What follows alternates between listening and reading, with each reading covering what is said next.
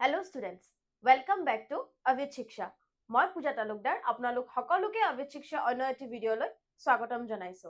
আশা কৰো আপোনালোক সকলো ভালে আছে আৰু আজি আপোনালোকৰ বাবে লৈ আহিছো APSC CCৰ 2024ৰ যি পেপাৰ 1 আছিলে প্ৰিলিমছৰ GS পেপাৰ 1ৰ পেপাৰ এনালাইচিছৰ আজি হৈছে পাৰ্ট 1। ঠিক আছে, আমি আজি কেইটামান কোৱেশ্চনছ এনালাইজ কৰিম। সেইটো কোৱেশ্চনটো ৰিলেটেড কোনখিনি বস্তু জানিবলগীয়া আছে বা কেনেকুৱা ধৰণৰ কুৱেশ্যনছ আহে একচুৱেলি APSC এক্সামত। ঠিক আছে, বাকী পৰীক্ষাসমূহতকৈ APSC এক্সামটো টোটেলি বেলেগ হয় আৰু কেনেকুৱা ধৰণৰ কুৱেশ্যনছ আহে, কুৱেশ্যন পেটাৰ্ণটো কেনেকুৱা হয় আজি আমি এনালাইচিছ কৰোঁতে গম পাম। লগতে কুৱেশ্যনটোৰ লগত ৰিলেটেড কোনখিনি বস্তু আমি বেছিকৈ ফ'কাছ কৰিব লাগিব বা কি কি জানিবলগীয়া আছে সেই গোটেইখিনি বস্তু আলোচনা কৰিম। চ' আজি হৈছে আমাৰ পাৰ্ট 1। আমি আজি কেইটামান কুৱেশ্যনছহে আলোচনা কৰিম কাৰণ আমাৰ GS পেপাৰত টোটেল থাকে 100 কুৱেশ্যনছ। ঠিক আছে, গতিকে আমি পাৰ্টকে কুৱেশ্যনছখিনি এনালাইচিছ কৰিম যাতে সেই কুৱেশ্যনটো ৰিলেটেড গোটেইখিনি ইনফৰমেশ্যন আমি ধুনীয়াকৈ বুজিব পাৰোঁ। গতিকে আপোনালোকে যদি এতিয়ালৈকে আমাৰ চেনেলটো ছাবস্ক্ৰাইব কৰা নাই তেনেহ'লে ছাবস্ক্ৰাইব কৰি ল'ব, কাৰণ পিছলৈ গোটেইসমূহ পাৰ্টত আমি গোটেইখিনি কুৱেশ্যনছ যিহেতু পেপাৰখন আমি গোটেইখিনি এনালাইচিছ কৰিম যাতে ভিডিঅ'সমূহ আপোনালোকে আগতীয়াকৈ পায়। আৰু যদি কিবা কুৱেৰিজ থাকে, সুধিবলগীয়া থাকে, তেনেহ'লে আমাৰ কমেণ্টত কমেণ্ট দিব পাৰে। ঠিক আছে, চ' ক্লাছটো ষ্টাৰ্ট কৰিছোঁ। So first question to asile, on November 21, 2024, the Assam government officially renamed the Karimganj district as Sribhumi. ঠিক আছে, question to আছে যে 2024 November 21ত Assam government officially কি কৰিছিলে, Karimganj district খনৰ ৰিনেম কৰিছিলে আৰু ৰিনেম কৰি কি নাম দিছিলে, Sribhumi নাম দিছিলে, along with its headquarters town Karimganj, which will now be called the Sribhumi town. ঠিক আছে, only কি কৰিছে যে গোটেই গভৰ্ণমেণ্টে ৰিনেম কৰিছিলে কৰিমগঞ্জ ডিষ্ট্ৰিক্টখনক আৰু along with its headquarters কি কৰিছিলে, কৰিমগঞ্জৰ পৰা গৈ পিনে কি হৈছিলে, শ্ৰীভূমি টাউন হৈছে। ঠিক আছে, the new name was inspired by Rabindranath Tagore's descriptions of the area over a century ago as a Sribhumi. As per Kavi Guru Tagore's descriptions, the word Sribhumi is referred to as. ঠিক আছে, গতিকে কুৱেশ্যনটো আছে যে নৱেম্বৰ 21 2024 কি কৰিছিলে আসাম গভৰ্ণমেণ্টে, কৰিমগঞ্জৰ ঠাইত কি কৰিছিলে, শ্ৰীভূমি কৰি দিছিলে নামটো। ঠিক আছে, আৰু এইটো ক'ৰ পৰা ইনস্পায়াৰ্ড হৈছিলে যে যেতিয়া কবি গুৰু ৰবীন্দ্ৰনাথ ঠাকুৰ ইয়ালৈ আহিছিলে, অসমলৈ আহিছিলে প্ৰায় 100 বছৰ আগতে, তেতিয়া তেওঁৰ ডেছক্ৰিপশ্যন মতে তেওঁ যিখিনি ডেছক্ৰাইব কৰিছিলে তেওঁৰ সেইখিনি বস্তুক লৈ পিনে কি কৰিছিলে, কৰিমগঞ্জ নামটো কি বুলি দিছিলে, শ্ৰীভূমি দিছিলে। এতিয়া শ্ৰীভূমি ৱৰ্ডটোৰ মিনিং একচুৱেলি কি হয়, ঠিক আছে, ইয়াতে অপশ্যনছ দিছে। অপশ্যন এ হৈছে দ্য লেণ্ড অফ মা লক্ষ্মী, অপশ্যন বি হৈছে দ্য লেণ্ড অফ মা দুৰ্গা, অপশ্যন চি হৈছে দ্য লেণ্ড অফ মা কামাখ্যা, নে অপশ্যন ডি হৈছে দ্য লেণ্ড অফ মা সৰস্বতী। এতিয়া the correct answer is the land of মা লক্ষ্মী। ঠিক আছে, লেণ্ড অফ মা লক্ষ্মী, শ্ৰীভূমি মানে হৈছে লেণ্ড অফ মা লক্ষ্মী। ৱাই, কিয়, কিবা এটাতো ৰিজন আছে। ঠিক আছে, চ' আমি এক্সপ্লেনেশ্যনছ খিনিও চাই লওঁ। চ' এক্সপ্লেনেশ্যনত কি আছে, the decision to rename the Karimganj district to Sribhumi was approved by the Assam cabinet on November 19, 2024 and officially announced by Chief Minister Dr. Himanta Biswa Sharma. The remaining is a tribute to Rabindranath Tagore, who visited the region then part of the Greater Sylhet area over a century ago in 1919. আৰু 1919 কি হৈছিলে, ৰবীন্দ্ৰনাথ টেগৰ কৰিমগঞ্জত আহিছিলে। ঠিক আছে, চ' এনহেণ্ডেড বাই the natural beauty and prosperity of the land, natural beauty or prosperity of the landৰ ওপৰত ভিত্তি কৰি তেওঁ ৰেফাৰ্ড কৰিছিলে ইট টু শ্ৰীভূমি, মানে নেচাৰেল বিউটি, পৰিৱেশটো চাই আৰু প্ৰস্পেৰিটি চাই পিনে তেওঁ কি কৰিছিলে, ডেছক্ৰাইব কৰিছিলে কৰিমগঞ্জখনক শ্ৰীভূমি বুলি। আৰু শ্ৰীভূমিৰ মিনিংটো কি হয়, in Sanskrit and Bengali, Shri is another name of মা লক্ষ্মী। ঠিক আছে, the goddess of wealth, beauty and prosperity, and ভূমি মিনছ লেণ্ড। আমি জানো ভূমি মানে কি হয়, লেণ্ড হয়, সেইকাৰণে কি কৈছিলে যে শ্ৰীভূমি, শ্ৰীভূমি মানে মা লক্ষ্মীৰ কি হয়, লেণ্ড হয়। So the chief minister noted that the name Karimganj lacked a specific meaning in the Assamese or Bengali dictionary, whereas Sribhumi reflects the cultural and spiritual heritage of the region. মানে cultural and spiritual heritage of the region হয় আৰু Assamese and Bengali dictionary Shri ভূমিৰ meaning টো হৈছে the মানে land of Lakshmi আৰু সেইভাবে কি কৰা হৈছিলে শ্ৰীভূমি নামটো দিয়া হৈছিলে কাৰণ যেতিয়া ৰবীন্দ্ৰনাথ টেগৰ অসমলৈ আহিছিলে 1919ত তেতিয়া তেওঁ কি কৰিছিলে ডেসক্ৰাইব কৰিছিলে যে এখন কি হয় নেচাৰেল বিউটি আছে ইয়াত আৰু কি আছে প্ৰসপেৰিটি আছে ঠিক আছে আৰু হেতু বেসিসতে তেওঁ কি বুলি কৈ আছিলে শ্ৰীভূমি বুলি কোৱা হৈছিলে আৰু হেতু ৰেসপেক্ট কৰিয়ে আমাৰ অসম চৰকাৰে কি কৰিছিলে কৰিমগঞ্জ নামটো শ্ৰীভূমি নামলৈ কি কৰিছিলে কনভাৰ্ট কৰিছিলে ঠিক আছে so first question clear Second question to asile the Assam government decision to officially recognize the Bathosm in the Bodoland territorial region BTR primarily aims to. Etia the Assam government ki koisile decision eta loisile officially Bathosm ki koisile recognize korisile as a BTR or primarily aims to ki asile je decision loisile je officially recognize korisile Bathosm ঠিক আছে BTR or Bathosm ki korisile recognize korisile kyo aims to ki asile mane mool lokkho to ki asile official korar prothom to asile promote religious conversion among indigenous communities second to asile preserve and acknowledge the traditional faith of the Bodo community third to asile encourage tourism in the Bodoland region and fourth to asile integrate Bathosm practice into the mainstream Hindu rituals and the correct option is option B why ঠিক আছে আমি explanations to চাই লও so because option B asile preserve and acknowledge the traditional faith of the Bodo community reason ki asile the official recognitions of Bathosm or Batho is a significant cultural milestone aimed at safeguarding the unique identity of the Bodo people তেওঁলোকৰ কি হয় এটা identity হয় যেনেকে বিহু বুলি কোৱাৰ লগে লগে কি হয় আমাৰ অসমীয়াৰ আইডেন্টিটি ঠিক আছে তেনেকে যদি আমি আলিয়াই লিগাং কও ঠিক আছে তেতিয়া বেলেগ এটা জনগোষ্ঠীৰ আইডেন্টিটি গতিকে সকলোৰে এটা এটা কি আছিল আইডেন্টিটি আছিল মেডাম মেফি বুলি কোৱাৰ লগে লগে কাৰ আইডেন্টিটি আহে আহোম সকলৰ আইডেন্টিটি আহে সো বাথোজিম বুলি কোৱাৰ লগে লগে কাৰ আইডেন্টিটি আহে বড়ো পিপল ঠিক আছে বড়ো সকলৰ আইডেন্টিটিটো ইয়াত ফুটি উঠে so the largest plains tribe in Assam by including it as a distinct religious option in government documents and educational forms the state acknowledge it a formal indigenous faith rather than just a set of folk traditions only ki bisora nasile teoluke je okol eta formal ঠিক আছে যে the state acknowledge it as a formal indigenous faith and rather than just a set of folk tradition okol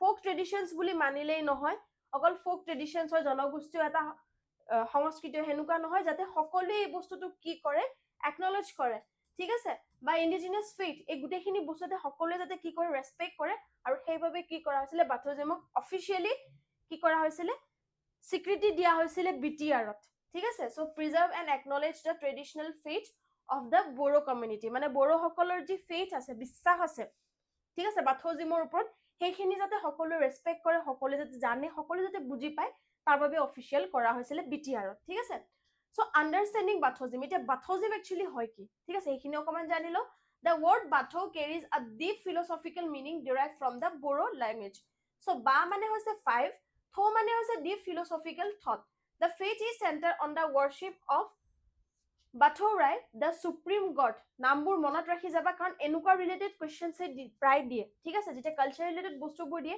এটা এটা বস্তুৱে কি হয় এটা এটা ওয়াৰ্ড আমাৰ কাৰণে বহুত বেছি ইম্পৰ্টেন্ট হৈ যায় এটা এক্সাম যেটা আমি appear কৰো ঠিক আছে সো Bathowari কি হয় the supreme god of Bodo people and is based on the harmony of 5 natural elements পাঁচটা natural elements asile often compared to the Panchatattva in broader Indian philosophy আৰু হে পাঁচটা এলিমেন্ট নো কি কি asile প্ৰথমটো হৈ গল air sun earth fire and sky Bodo name হৈছে bar sun ha or okra ঠিক আছে আৰু symbolism মানে হৈছে breath and movement sun মানে হৈছে energy and warmth earth মানে হৈছে stability and sustenance আৰু fire মানে হৈছে purifications and light sky মানে হৈছে infinite wisdom আৰু তেওঁলোকৰ হৈছে এয়া symbol ঠিক আছে মানে এইখিনি বস্তু তেওঁলোকে কি কৰে সন্মান কৰে বা এইখিনি হেইকভাবে তেওঁলোকে কি কৰে বাথৌ পূজা কৰে ঠিক আছে সো এইখিনি হৈছে বাথৌজিমৰ মেইন মিনিং যে বাথৌ পূজা কি কৰে বা মানে হৈছে 5 আৰু থৌ মানে হৈছে এটা ডিপ ফিলসফিক্যাল statement ঠিক আছে এটা ডিপ ফিলসফিক্যাল thought য'ত এইখিনি বস্তু ইনক্লুড আছে, এইখিনি এলিমেণ্টছ ইনক্লুড আছে, ঠিক আছে? Okay, so next question. On February 24, 2025, Prime Minister Narendra Modi attended the largest Jhumur event in history, celebrating the 200th anniversary of Assam tea industry. Consider the following statements. So, আমি recently আমাৰ যি কি কৰিছিলে Guinness ৱৰ্ল্ডত কি হৈছিলে ৰেকৰ্ডত February 24, 2025ত যি আমাৰ কি হৈছিলে ঝুমুৰ নৃত্যৰ কি হৈছিলে প্ৰাইম মিনিষ্টাৰ নৰেন্দ্ৰ মোদী কি আছিল তাত এটেণ্ড আছিলে আৰু ঝুমুৰ নৃত্যৰ এটা অনুষ্ঠান পতা হৈছিলে আৰু তাত কেইটামান ষ্টেটমেণ্ট দিছে The tea garden community migrated from central India in the 19th century to work in the tea gardens of Assam. First statement হৈ গ'ল সেইটো. Second statement was Jhumur dance originates from the southern ethno-linguistic group of the Chota Nagpur region. Third statement is the song sung during Jhumur performed dances often depicts the struggles of tea plantation workers. They narrate stories of migration and exploitation, depicting the community socio-economic challenges. Our fourth is Jhumur dance plays a vital role in tea garden festivals, particularly during Tusu Puja and Korom Puja, which celebrate the harvest time. ঠিক আছে গতিকে এটা আমাৰ চাৰিটা statement দিছে Jhumur related ঠিক আছে Jhumur কমিউনিটিটো related বা টি কমিউনিটিটো ৰিলেটেড চাৰিটা ষ্টেটমেণ্ট দিছে আৰু কোৱেশ্চনটো হৈছে যে which of the above statements are not correct কোনটো এই চাৰিটা ষ্টেটমেণ্টৰ ভিতৰত কোনটো কাৰেক্ট নহয় আৰু মই আনসাৰটো কওঁ তেনেহলে none of the above ঠিক আছে মানে কি হয় are not correct ঠিক আছে none of the above মানে এটাও কারেক্ট নোহোৱাকে নাই গুটেই কেইটাই কি হয় কাৰেক্ট হয় ঠিক আছে এতিয়া গুটেই কেইটা ষ্টেটমেন্টৰে আমি কি চাও এনালাইসিস কৰি চাও যে কাৰেক্ট নো কিয় হয় ঠিক আছে ৰং কিয় নহয় কাৰেক্ট কিয় হয় গুটেই কেইটা আমি ষ্টেটমেন্ট চাও সো ফাৰ্স্ট ষ্টেটমেন্টটো কাৰেক্ট হোৱাৰ ৰিজনটো হ'ল that tea garden ফাৰ্স্ট ষ্টেটমেন্টত আমাক কি কৈছিলে that the tea garden community migrated from central India in the 19th century to work in the tea gardens of Assam ঠিক আছে সো আমি যদি অকমান হিষ্ট্ৰী লৈকে গুছি যাও ঠিক আছে আমাৰ যদি আসাম হিষ্ট্ৰী লৈকে আমি গুছি যাও যেতিয়া ব্ৰিটিছ সকল অসমলৈ আহিছিলে ঠিক আছে তেওঁলোকে কি কৰিছিলে তেওঁলোকে যেতিয়া গম পালে মনিৰাম দেৱানে প্ৰথমতে কি কৰিছিলে তেওঁলোকক জনাইছিলে যে অসমত চাহ খেতি কি হয় ভাল হয় চাহ খেতিৰ বাবে অসমৰ মাটি ভাল হয় তেতিয়া কি কৰিছিলে ব্ৰিটিছ সকলে এটা আইডিয়া লগাইছিলে যে ইয়াতে যদি আমি চাহ খেতি কৰো তেনেহলে আমাৰ বহুতখিনি কি হ'ব লাভ হ'ব ঠিক আছে আৰু সেই উদ্দেশ্যে ব্ৰিটিছ সকলে কি কৰিছিলে অসমৰ মানুহখিনিক নলৈ বাহিৰৰ পৰা বহুত ঠাইৰ পৰা বেলেগ বেলেগ ৰাজ্যৰ পৰা মানুহখিনি মাইগ্ৰেট কৰি আনিছিলে মানে তালৈকে অসমলৈকে কি কৰিছিলে লৈ আহিছিলে আৰু সো ফাৰ্স্ট ষ্টেটমেন্টটো কাৰণ হোৱাৰ ৰিজনটো হেতুৱে the tea garden community in Assam often referred to as the tea tribes বুলি তেওঁলোকক কোৱা হয় আৰু consist of descendants of laborers brought by the British from the regions like present day Jharkhand, Odisha, Chhattisgarh and Madhya Pradesh আৰু এই সমূহ ঠাইৰ পৰা মিড 19ত কি কৰিছিলে ব্ৰিটিছ সকলে অসমলৈ তেওঁলোকক চাহ খেতিৰ কাৰণে লৈ আহিছিলে ঠিক আছে সো নেক্সট ষ্টেটমেন্টটো যদি কারেক্ট হয় নেক্সট ষ্টেটমেন্টটো কি কৈছিলে নেক্সট ষ্টেটমেন্টটোত কৈছিলে যে তেওঁলোক কি হয় সাধাৰণ ethno-linguistic group of the Chota Nagpur region তেওঁলোক Chota Nagpur regionৰ বুলি কৈছিলে yes Jhumur is a traditional folk dance and music form that originated in the Chota Nagpur ঠিক আছে और Jhumur originally কৰ হয় Chota Nagpur Plateau হয় it is the cultural soul of the southern Indo-Aryan ethnic groups of the region and various tribal communities like the Munda, Santhal and Oraon. অকল এনেকুৱা নহয় যে অকল কিহৰ হয় অকল ঝুমুৰটো টি ট্ৰাইবছ খিনি কাৰণেই হয় তেওঁলোক কি হয় সাধাৰণ হয় and various tribal communities like Munda, Santhal আৰু Oraon. So second statementটো সেইভাবে কারেক্ট হয় third statementটো কি দিছিলে third statementটো দিছিলে যে the song sung during Jhumur performance often depict a struggle of the tea plantation workers. They narrate story of migration and exploitation, depicting the community's socio-economic challenges. Gotike yes, third statement to correct hoy karon Jhumur is not just a dance. It is a storytelling medium. অকল ইহতে অকল নৃত্যই নকৰে তেওঁলোকে কি কৰে এটা ষ্টৰিও কয় এই ঝুমুৰ নৃত্যৰ জৰিয়তে ঠিক আছে the lyrics often reflect the বাগান মানে কি আমি বাগান কি ক বাগানিয়া বুলি যে ক আমি কোনখিনি ক টি ট্ৰাইবছৰ খিনিকে ক হয়নে নাই যেখিনি চাহ বাগানত থাকে লোকসকল plantation life the pain of living their ancestral homes and the historical exploitation faced under the colonial rule. গতিকে এই ঝুমুৰ নৃত্য অকল তেওঁলোকৰ এটা নৃত্য নহয়, এই নৃত্যটো তেওঁলোকে কি বুজায়, তেওঁলোকৰ যি কষ্ট, তেওঁলোকে যে নিজৰ ঠাই এৰি, অৰিজিনেলটো তেওঁলোক ইয়াৰে নহয়, অৰিজিনেল তেওঁলোক ক'ৰ হয়, মধ্যপ্ৰদেশ, ঠিক আছে, বা তেওঁলোক য'ৰ পৰা আহিছিলে, ঠিক আছে, ছত্তীশগড়, উৰিষ্যা, ঝাৰখণ্ড, এইসমূহ ঠাইৰহে তেওঁলোক অৰিজিনেলি।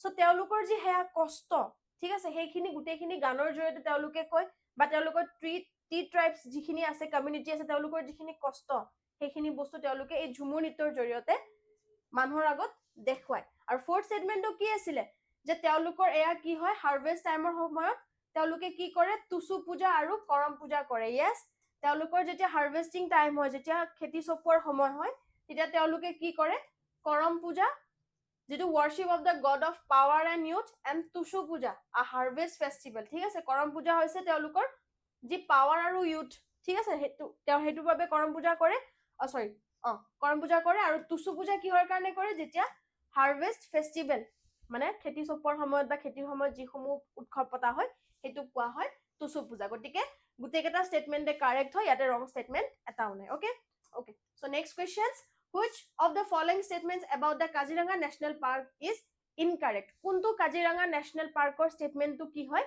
ইনকাৰেক্ট হয়। So first statement is it is a UNESCO World Heritage Site. Yes, it is.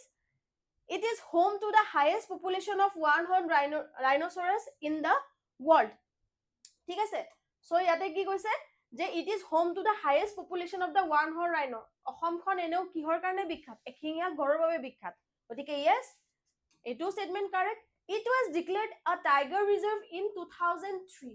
এইটো incorrect হয়, because 2003 হোৱা নাছিলে, 2006 হৈছিলে। যিটো টাইগাৰ ৰিজাৰ্ভ আছে, সেইটো 2006 হৈছিলে। আৰু it is situated on the banks of the Brahmaputra river and lies between the Brahmaputra river and the Karbi Hills. Yes, কি আছে, এখন ব্ৰহ্মপুত্ৰ ৰিভাৰৰ ওচৰত আছে, আৰু কাৰ মাজত আছে, ব্ৰহ্মপুত্ৰ ৰিভাৰ আৰু কাৰ্বি হিলছৰ মাজত আছে। গতিকে এক্সপ্লেনেশ্যনছ খিনি এবাৰ চাই লওঁ, ঠিক আছে। চ' why statement C is incorrect, ঠিক আছে। আমাক কাৰণ কুৱেশ্যনটো সুধিছিলে যে কাজিৰঙা নেশ্যনেল পাৰ্কৰ লগত কোনটো ষ্টেটমেণ্ট নিমিলে বা ইনকাৰেক্ট হয়। চ' চিটো ইনকাৰেক্ট হোৱাৰ ৰিজনটো মই ক'লোৱে, যে while Kaziranga is famous for its tiger population, boasting one of the highest tiger densities in the world, it was officially declared a tiger reservation in 2006, not 2003. গতিকে মই কৈছিলো যে 2003 হোৱা নাছিলে, 2006ত কি কৰিছিলে, অফিচিয়েলি ডিক্লেয়াৰ কৰিছিলে। So first statement to correct hoy, karon Kaziranga was inscribed as UNESCO World Heritage Site in 1985 for its unique natural environment and successful conservation of the one-horned rhino. গতিকে 1985 কাজিৰঙা কি হৈছিলে, ইউনেস্কো ৱৰ্ল্ড হেৰিটেজ সাইটৰ আন্ডাৰত গৈছিলে। So next ষ্টেটমেন্টটো যদি correct আছিলে, মই কৈছিলো যে yes, it hosts approximately 2/3 of the world's great one-horned rhinoceros population. As of the last census, the number of stands at over 2,600 individuals. ঠিক আছে, গতিকে অসমখনক আমি কি কয় ন, অসমখনক এশিঙীয়া গড়ৰ বাবে বিখ্যাত বুলি কয়। গতিকে yes, সেইটো ষ্টেটমেন্টটো কাৰেক্ট আছিলে। আৰু yes, লাষ্ট ষ্টেটমেন্টটো মই কৈছিলো যে জিঅগ্ৰাফিকেলি the park is floodplain. It is bounded by the Brahmaputra river to the north and the Karbi Anglong Karbi Hills to the south. This location is crucial because during the annual monsoon floods, animals migrate from the flooded plains to the higher ground of the Karbi Hills for safety. গতিকে এনেকে বস্তুবোৰ আমি মনত ৰাখিব পাৰো, কাৰণ আমি জানো যেতিয়া আমাৰ বৰষুণ হয়, বানপানী হয় বাৰিষা সময়ত, তেতিয়া কাজিৰঙাত প্ৰায় বহুতখিনি অংশত কি হয়, পানী হয়, আৰু যাৰ ফলত জন্তুবোৰ কি কৰে, কাৰ্বি হিলছলৈকে কি হয়, গুচি যায়। ঠিক আছে, okay. So next question, in February 2025, a significant conservation milestone was achieved in Assam concerning the greater adjutant stork. Which of the following best describes this achievement? গতিকে February 2025 গ্ৰেটাৰ এনজুৱেন ষ্টৰ্ক মানে হাড়গিলাৰ ওপৰত এটা কি দিয়া হৈছিলে, কনজাৰ্ভেশ্যন মাইলষ্টন, হাড়গিলাক কনজাৰ্ভ কৰা মানে safety কৰি ৰাখাৰ এটা ষ্টেটমেন্ট প্ৰদান কৰা হৈছিলে। গতিকে এচিভমেন্ট এটা পোৱা গৈছিলে অসমে। গতিকে which of the following best describes this achievement? এই এচিভমেন্টৰ বেষ্ট ডেছক্ৰাইব কি হ'ব পাৰে, ডেছক্ৰিপশ্যনটো কি হ'ব পাৰে, যে এই বস্তুটো কিয় কোৱা হৈছিলে বা কিয় হৈছিলে বা কিহৰ কাৰণে কোৱা হৈছিলে।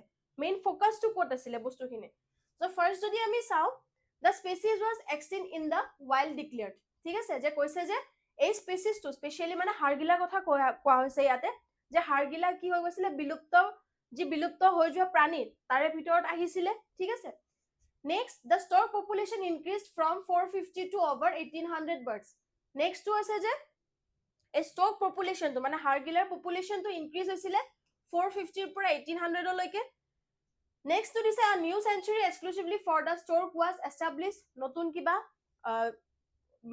মানে সংগ্ৰহালয় বা তেনেকুৱা ধৰণৰ উদ্যান ঠিক আছে এষ্টাব্লিছ কৰা হৈছিলে আৰু নেক্সট আছে the species was removed from the endangered list ঠিক আছে আৰু এই স্পেচিছটোক মানে হাড়গিলাক কি কৰা হৈছিলে endangered লিষ্টৰ পৰা ৰিমুভ কৰা হৈছিলে গতিকে চাৰিটা ষ্টেটমেন্ট দিয়া হৈছিলে কিহৰ ওপৰত যে ফেব্ৰুৱাৰী 2025 ত যোনটো এটা কনজাৰভেশ্যন মাইলষ্টोন এচিভমেন্ট এটা পাইছিলে অসমে গ্ৰেট এন্ড্ৰিয়ান ষ্টৰ্কৰ ওপৰত মানে হাড়গিলাৰ ওপৰত সেই ষ্টেটমেন্টৰ লগত ৰিলেট কৰি কোনটো ষ্টেটমেন্ট ইয়াতে বেস্ট বুলি ধৰা হৈছে বা কোনটো ষ্টেটমেন্ট আমি ক'ব পাৰো যে এইটো কাৰণে এই এচিভমেন্টটো পোৱা গৈছিলে ঠিক আছে গতিকে কাৰেক্ট অপশনটো হৈছে B the stork population increased from 450 over 1800 birds ঠিক আছে গতিকে হাড়গিলা সাকসেস ষ্টৰী ৰিজন বিহাইণ্ড বস্তুখিনি এবাৰ চাই লও this milestone is considered one of the most successful community led conservation stories in the world locally known as the hargila locally কি বুলি কোৱা হয় hargila বুলি কোৱা হয় যেটো stork হয় meaning bone swallower in Assamese the greater Andrian stork was once on the brink of the existence due to the habitat loss and being viewed as a dirty scavenger তো কি হৈছিলে হাড়গিলা লাহে লাহে পৰিবেশৰ বাবে কি হৈ গৈছিলে নোহোৱা হৈ যাব ধৰিছিলে ঠিক আছে কাৰণ পৰিবেশটো লাহে লাহে কি হৈ গৈছিলে লেটেৰা হৈ গৈছিলে because of the populations habitat loss এই সমূহৰ বাবে গতিকে কি ফেক্টৰস বিহাইণ্ড দ্য মাইলষ্টोন কি ফেক্টৰস কি আছিলে দ্য হাড়গিলা army led by conservationist Dr. Purnima Devi Burman নামটো মনত ৰাখিব সকলোৱে Dr. Purnima Devi Burman an all female grassroots group called the Hargila Army Dr. Purnima Devi Burmanor লগত বাকি যিসমূহ মহিলা আছিলে এই গ্ৰুপটোত সকলোকে কি বুলি কোৱা হৈছিলে Hargila Army বুলি কোৱা হৈছিলে transformed the communities perceptions of the bird from all ill omen to a cultural icon আৰু তেওঁলোকৰ প্ৰচেষ্টা আছিলে এটাই যে হাড়গিলা যি বিলুপ্ত হৈ যাব ধৰিছে হাড়গিলা কি কৰা প্ৰটেক্ট কৰা আৰু সেইবাবে ডক্টৰ পূৰ্ণিমা দেৱী বৰ্মনৰ যি এটা টিম আছিলে সেই টিমটো কি বুলি কোৱা হৈছিলে হাড়গিলা আৰ্মি কাৰণ লক্ষ্য আছিল তেওঁলোকৰ হাড়গিলাক যাতে শেষ হৈ নাযায় নেক্সট পপুলেশ্যন গ্ৰোথ আৰু তেওঁলোকৰ প্ৰচেষ্টাত from a global low roughly 450 to 800 birds or পৰা তেওঁলোকে কি কৰিলে 2 decades ago the population is Assam alone has surged to over 1800 representing nearly 18% of the world's total populations গতিকে total populationৰ 80% এটা কোট পোৱা যায় অসমতে পোৱা যায় তেওঁলোকৰ প্ৰচেষ্টা হাড়গিলা যি বিলুপ্ত হৈ যাব ধৰিছিলে তেওঁলোকৰ প্ৰচেষ্টাত কি হৈছিল এটা টাইমত আছিল 450 to 800 but এতিয়া 1800 লৈকে মানে অলমোস্ট ইমানখিনি তেওঁলোকৰ কি হৈ গৈছিল কি হৈছে তেওঁলোকৰ প্ৰচেষ্টাত বাঢ়ি গৈছে আৰু এয়া হৈছে ডক্টৰ পূৰ্ণিমা দেৱী বৰ্মন যিগৰাকী মহিলাই নাৰী শক্তি পুৰস্কাৰ 8 March 2018 ত পাইছে the highest women exclusive civilian award presented by the president of India আৰু তেওঁ এই পুৰস্কাৰ পাবলৈ সক্ষম হৈছে তেওঁৰ এই বিশেষ কামটোৰ পৰা ঠিক আছে সো IUCN কি কৰিছিল IUCN এটা স্ট্যাটাস দিছিল ঠিক আছে স্ট্যাটাসটো তেওঁ কি কৰিলে চেঞ্জ কৰিলে due to this remarkable recovery the IUCN red list recently downgraded the species status from endangered to near threatened a rare feat in avian conservation গতিকে তেওঁলোকে কৈছিল যে এইটো বস্তু কি হৈ গৈছিল পাই বিলুপ্ত হবলৈ ধৰিছে ঠিক আছে কিন্তু এইখিনি হোৱাৰ পিছত যে 80% পপুলেশন আছে অসমত এতিয়াও হাড়গিলাৰ সেইখিনিৰ পিছত তেওঁলোকে নিজৰ ষ্টেটমেন্টটো চেঞ্জ কৰি কৈছে যে প্ৰায় বিলুপ্ত হ'ব গৈ আছে ঠিক আছে ষ্টেটমেন্ট চেঞ্জ কৰি লৈছিল আৰু community nesting unlike most wild birds the hargila nest is private properties success was achieved by convincing villagers not to cut down the tall trees like kodam and himolu where the birds breed গটিকে কি কৰা হৈছিল convincing কৰা হৈছিল ভিলেজাৰ্স সকলক যে তেওঁলোকক কি নকৰিব তেওঁলোকৰ কাৰণে যিসমূহ গছ আছে যেনেকৈ কদম গছ হক বা হিমলু গছ হক এই গছসমূহ যাতে কাটি নেপেলাই কাৰণ বাকী চৰাইসমূহৰ নিচিনা হাড়গিলাৰ বাহ নহয়, তেওঁলোকৰ বাহটো সদায় কি হয়, বাহ সদায় প্ৰাইভেট হয়, মানে নেক্সট সদায় কি হয়, প্ৰাইভেট হয়। আৰু তেওঁলোকে যাতে ধুনীয়াকে নিজৰ ব্ৰিড মানে পোৱালি জন্ম দি পিনে আকৌ সেই হাড়গিলা যি আছে তেওঁলোকৰ যি প্ৰজাতিটো আছে সেইটো যাতে আগুৱাই নিব পাৰে, গতিকে এইসমূহ গছ কাটিবলৈ মানা কৰা হৈছে, কনভিন্স কৰা হৈছে ভিলেজাৰ্ছসকলক। ঠিক আছে, okay. So next question. In early 2025, a rare marbled cat was spotted in which national park of Assam? গতিকে 2025 early 2025 কি হৈছে rare marbled cat স্পট কৰা হৈছিলে কোনখন নেশ্যনেল পাৰ্কত? অপশ্যন দিয়া হৈছে Dihing Patkai national park, Kaziranga national park, Manas national park নে Nameri national park? And the correct option is Dihing Patkai national park. কিয়? Because of in late February 2025, the Assam Forest Department and the Wildlife Institute India confirmed the presence of the elusive marble cat, মানে Pardophilus marmorata in Dihing Patka National Park located in the Tinisukia and Dibrugarh district. আৰু কি কৰিছিলে the Assam Forest Department and the Wildlife Institute of India কি কৰিছিলে confirm কৰিছিলে February 2025 যে marble cat, ঠিক আছে, খুব ৰেয়াৰ হয়, এটা ৰেয়াৰ এবিধ প্ৰজাতি, আৰু সেই প্ৰজাতিটো কি হৈছে দিহিং পাটকাইত পোৱা গৈছে। So discovery method কি আছিলে? The sightings were captured using camera traps as part of a biodiversity monitoring project that began in November 2024. আৰু এটা প্ৰজেক্ট আছিলে যেটো 2024 তে কি কৰা হৈছিলে, এটা camera trap set কৰা হৈছিলে। Significance: approximately 2-3 individuals were recorded. This is a vital sign for the park, which was elevated to a national park in 2021 and is known as the Amazon of the East. আৰু দিহিং পাটকাই কি বুলি কোৱা হয়? Amazon of the East বুলি কোৱা হয়।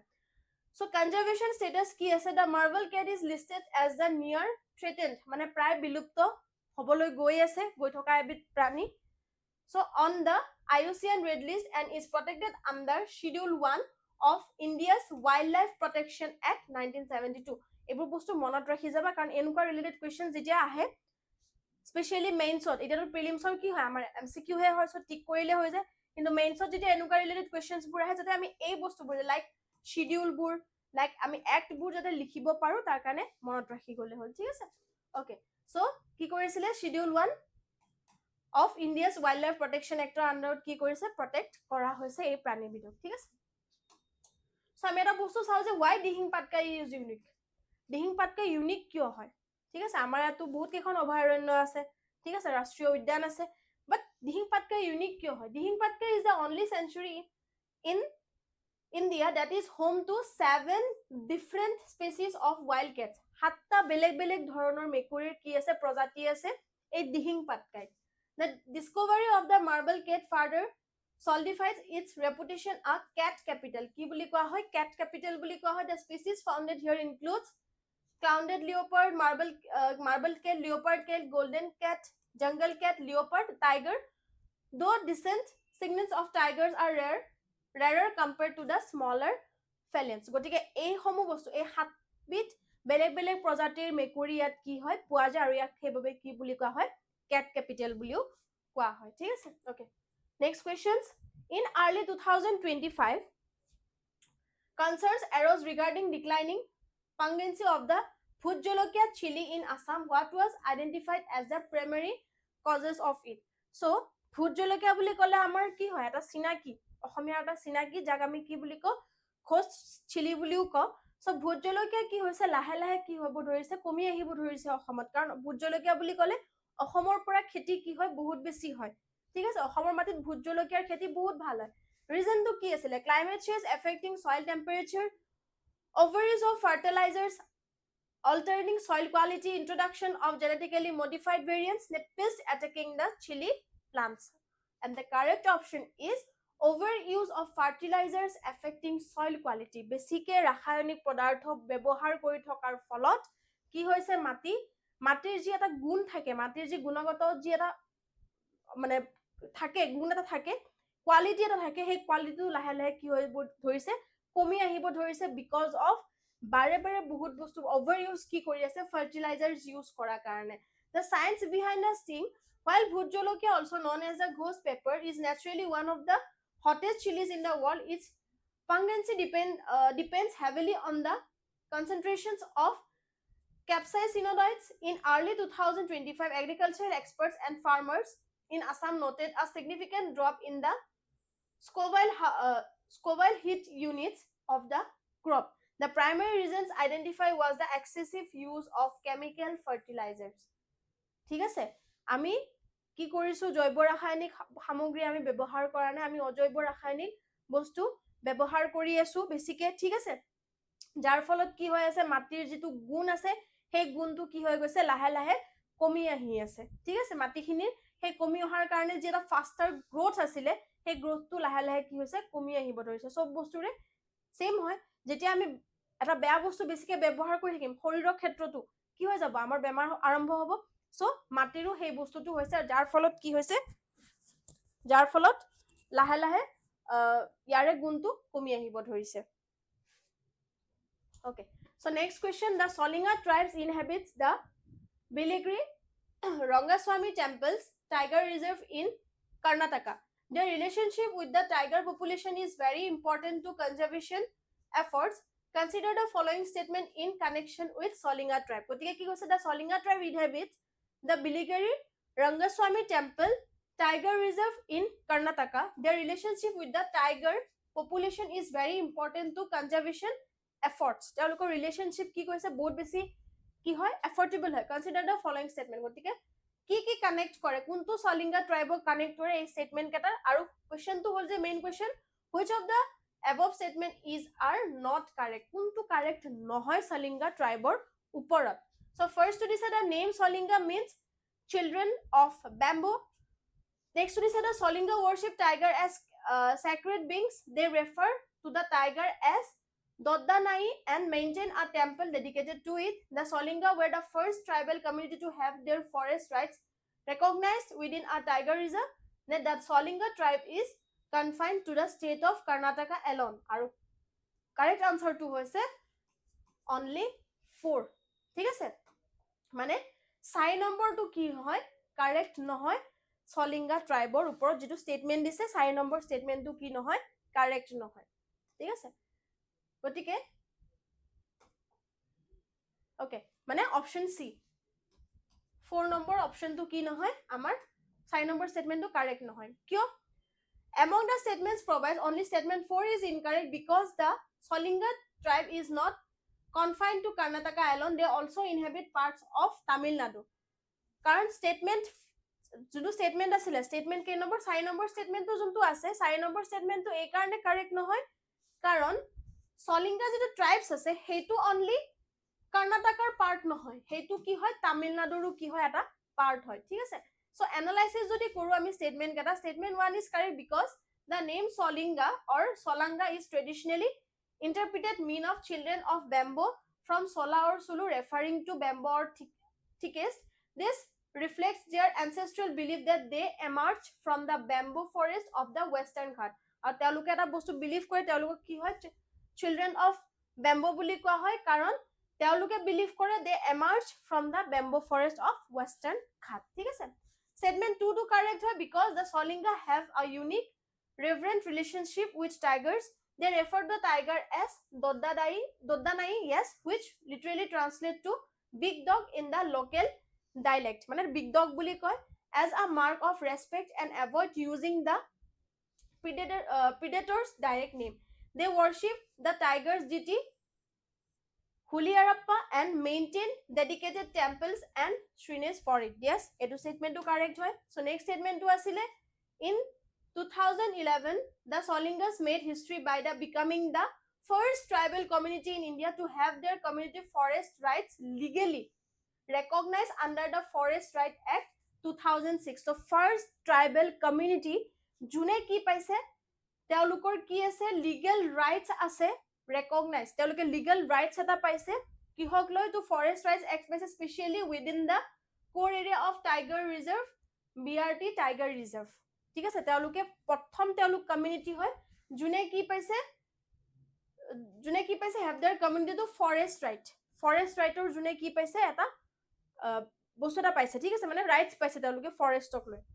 আৰু fourth statement to incorrect kyo karan while the majority of the population approximately 32,000 plus resides in the Chamarajanagar and Mysore districts of Karnataka, a significant population approx 6,000 also lives in the Erode district of Tamil Nadu, particularly in the Satyamangalam forest area. গটিকে তেওলুক অকল এনেকুৱা নাছিল যে তেওলুক কি আছিল কৰ্ণাটকাৰ নাছিল তেওলুক তামিলনাডুৰ ভিতৰত আছিল ঠিক আছে okay so next questions India plan to issue sovereign green bonds to raise money for green infrastructure projects consider the following statements about India's sovereign green bonds গটিকে ইন্ডিয়াই কি কৰি আছে প্লান কৰি আছে sovereign green bond to raise money for কাৰ ওপৰত green infrastructure প্ৰজেক্টৰ ওপৰত ঠিক আছে প্ৰজেক্টৰ ওপৰত তেওঁলোকে কি কৰি আছে সৰভেন গ্ৰীণ প্ৰজেক্ট টু ৰেজ মানি মানে ধন কি কৰিব বিচাৰিছে তেওঁলোকে দিব বিচাৰিছে বা ইনভেস্ট কৰিব বিচাৰিছে so consider the following statement about India সৰভেন গ্ৰীণ বৰ্ডস কি কোনকেটা স্টেটমেন্টস দিছে বা কোনকেটা স্টেটমেন্ট কাৰেক্ট হয় আমাৰ কোৱেশ্চনটো আছে যে which of the above statements are correct কোনকেটা স্টেটমেন্ট কাৰেক্ট হয় এইখিনি বস্তু আমি চাম সো স্টেটমেন্ট 1 দিছে the funds raised will be used to finance public project that lower the economy's carbon intensity ji homu carbon intensity lower the economy's carbon intensity ase teolukor upor fundraise koribo second statement to dise India issued its first sovereign green bond in 2023 third to dise green bonds are part of India's strategy to achieve net zero emission by 2070 fourth statement to dise only private investors can subscribe to green bonds gotike which of the above statements are correct ঠিক আছে আৰু option hall 1 statement 1 2 and 3 কি হয় correct হয় option 4 correct নহয় because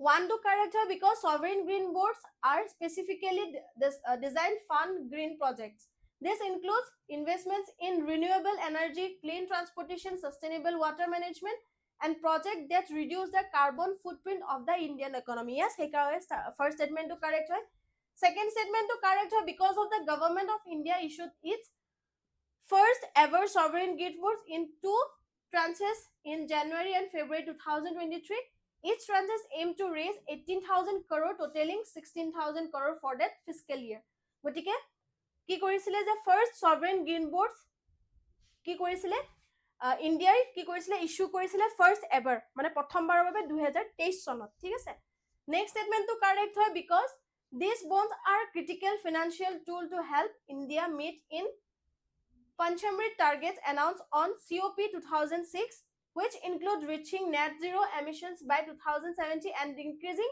non-fiscal fuel energy capacity to 500 GW by 2030. So that's why statement 3 is also correct. 4 to kyo correct no hoy karon sovereign green bonds are not restricted to private investors they are available to wide range of participants including institutional investors like banks and insurance companies and foreign portfolio investors and even retail investors through the RBI retail direct platform only কি কৈছে যে অকল private investors এ নহয় ইয়াতে কি কৰিব পাৰে বাকি যি সমূহ platforms আছে like banks like retail investors like insurance companies foreign portfolio investors সকলোৱে কি কৰিব পাৰে ইয়াতে ইনভেস্ট কৰিব পাৰে ঠিক আছে okay so next questions the National One Health Mission is a recently launched initiative in India aimed to strengthening the country response to disease and promoting a holistic approach to public health গটিকে public healthৰ ওপৰত পাবলিকে যাতে ভালদৰে কি কৰিব পাৰে পাবলিকৰ health যাতে ভালে থাকে বা মেডিকেল ট্ৰিটমেন্ট যাতে ভালে থাকে ঠিক আছে তাৰ কাৰণে এটা কি কৰিছে National One Health Mission recently launched korise ঠিক আছে so consider the following statements about India's One Health Mission to side a statement dise related to India's One Health Mission the first statement to is the One Health Mission integrates human animal and environmental health under a single framework statement to this the initiative is funded entirely by the government of India without any international collaboration third statement to this the mission aims to track zoonotic diseases like Nipah and avian influenza statement 4 is India is the first country in Asia to adopt a one health approach ঠিক আছে so kuntu statement ki hoy correct hoy amak khudise and the correct option is 1 and 3 only ঠিক আছে only 1 number aru 3 number statement to correct hoy kyo first statement to ase the fundamental principles of the One Health is the recognition that human health is inextricably linked to the health of animals and the environment. The mission integrates these three sectors into a unified surveillance and response system. So first statement to asil je yate human, animal and environmental health or upor ki kora hobo, basically focus kora hobo. And yes, motive to etu asil Indian One Health Mission or ja tinuta factor ba tinuta sector jate homane ki koribo pare সেই বস্তুটোক লৈ discuss কৰিব পাৰে বা সেইটো বস্তুক লৈ বেছিকে প্ৰিপেয়াৰ থাকিব পাৰে. That's why first statement is correct. Second statement is incorrect because while the government of India provides significant funding, the mission actively involves international collaboration. For example, the World Bank has provided financial support such as the $82 million loan for the animal health system, support for One Health, and technical expertise from organizations like the WHO, FAO, and WOAH. Second statement to us je India ki koisile without any international collaboration a mission to start korise, but it's wrong. Karon ki kora hoise World Bank or pura prothom kotha to hol fund lua hoise, thik ase. Second kotha to hol baki ji homo expertise ki ase organizations ase teolukor logoto ki kora hoise link kora hoise like WHO, FAO and WOAH এই সমূহৰ লগতো কি কৰা হৈছে কলেব কৰা হৈছে বা তেওঁলোকৰ পৰা ফান্ড ৰেইজ কৰা হৈছে. Statement 3 to correct her because a primary goal of the mission is the early detection and management to zoonotic diseases that spread from animals to humans. ji homo animals or pura human loike disease bur spread hobo pare, thik ase hebabe ei mission to rakha hoise. Given that 75% of emerging infections disease are zoonotic, tracking threats like Nipah, avian influenza and rabies is a core priority. Gotike তেওঁলোকৰ main মোটিভটো আছিল যি সমূহ বেমাৰ ঠিক আছে জন্তুৰ পৰা মানুহলৈকে বিয়পিব পাৰে সেই সমূহৰ ওপৰত বেছিকে ফোকাস কৰা হ'ব. সেইবাবে গুটেইটা জায়গাত এনভায়ৰনমেন্টাল হক বা হিউম্যান হক বা এনিমেলস হক গুটেইখিনিতে কি কৰা হৈছিল এই মাসলে যাতে গুটেইখিনি বস্তু প্ৰপাৰলি গুটেইখিনি হেলথৰ ওপৰত কি কৰিব পাৰে নজৰ ৰাখিব পাৰে. Fourth statement to incorrect because India is major leader in the One Health spaces, but not the first time. India first time nohoy. Asia ভিতৰত India first time nohoy. Several Southern Asian countries, including Thailand and Vietnam, have had established One Health frameworks and coordinate track task forces for years, largely in response to the H5N1 bird flu and SARC outbreaks of the early 2000s. গতিকে India first time নহয় এছিয়াৰ ভিতৰত তাৰে আগতে Thailand হক Vietnam হক এই সমূহে bird ফ্লুয়ে হক বা SARS এই সমূহ বেমাৰৰ কাৰণে ওয়ান হেলথ যি মিশনস আছে হেয়া কি কৰিছে আগতীয়াকে লঞ্চ কৰিছিলে. ঠিক আছে ওকে সো এখিনি আছিল আজি আমাৰ ফাৰ্স্ট 10টা কোৱেশ্চনৰ এনালাইসিস. সো আমি কোৱেশ্চনস খিনি ধুনিয়াকে চালো, এটলিস্ট অকমান হলো আমি হিন্ট এটা পালো যি সকলে নতুনকে দিব ওলাইছে APSC এবাৰ CC এক্সামত এপিয়াৰ কৰি আছে তেওঁলোকে হয়তো গম পাইছে যে কেনেকুৱা ধৰণৰ কোৱেশ্চনস আহে. ডাইৰেক্ট কোৱেশ্চনস কেতিয়াও নাহে APSC ত, সদায় লিংক কোৱেশ্চনস আহে, এটা স্টেটমেন্ট দি দিব এটা কোৱেশ্চনস দি দিব. সাপোজ ইয়াতে আমি এটা পালো যে ওয়ান মিশন হেলথ তো হেতুৰ ওপৰত চাৰিটা স্টেটমেন্ট দি দিছে কোনটো কাৰেক্ট কোনটো ৰং হেনুকা টাইপৰ কোৱেশ্চনস আহে. খুব কম মানে অলমোস্ট 100% only 20% ডাইৰেক্ট MCQ থাকে, বাকি 80% কি থাকে স্টেটমেন্ট বেস. সো আমাৰ আজি ফাৰ্স্ট 10টা আমি এনালাইজ কৰিলো, লগতে তাৰে লগত ৰিলেটেড যি সমূহ বস্তু কোনটো স্টেটমেন্ট কিয় ৰং কোনটো স্টেটমেন্ট কিয় কাৰেক্ট বস্তুখিনি চালো. ঠিক আছে গতিকে নেক্সট পাৰ্টত আমি বাকি কোৱেশ্চনস খিনিও এনালাইসিস এটা ভিডিও এটা লৈ আহিম. সো ভিডিওটো চাই কেনেকুৱা লাগিলে জনাব, যদি ভাল লাগিলে লাইক এটা কৰি দিব আৰু যদি চেনেলটো এতিয়ালৈকে সাবস্ক্ৰাইব কৰা নাই সাবস্ক্ৰাইব কৰি দিব কাৰণ ইয়াৰ পিছত বাকি এনালাইসিস খিনিও লৈ অহা হ'ব আপোনালোকৰ বাবে. সাজিলৈ আহিছো, থ্যাংক ইউ.